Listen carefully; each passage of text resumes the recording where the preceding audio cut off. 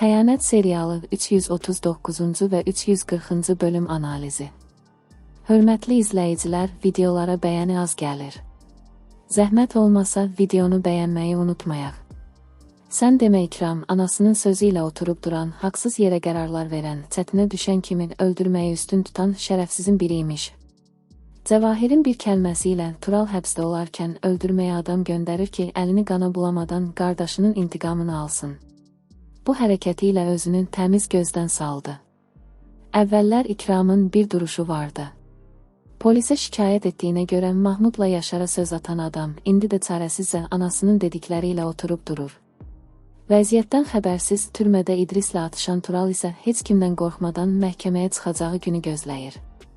Ancaq həll etməli olduğu məsələlər var.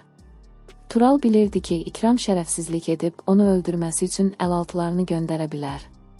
Yeni gələn məhbusun danışığından görünür ki, dava salıb oradaca işi bitirmək istəyir. İdris Turalla atışsa da imkan verməz ki, onu təkləsinlər.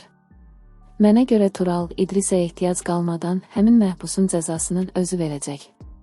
Əkbər sırtıqlığına davam edərkən Tahirin gələcəyini gözləmirdi. Qəribəsi də odur ki, Əkbər deyilən adam Fəridənin nişanlı olduğunu bilə-bilə qızdan əl çəkmir. Üstəlik bilir ki, Mahmudla Tahir Fəridəyə yaxınlaşdığına görə onu danlayıb və xüsusilə Mahmudun ondan zəhləsi gedir.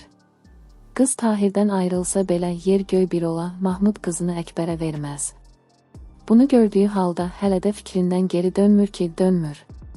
Tahir də ofisə çatar-çatmaz Əkbəri it balası kimi çırpacaq ki, ağlı başına gəlsin.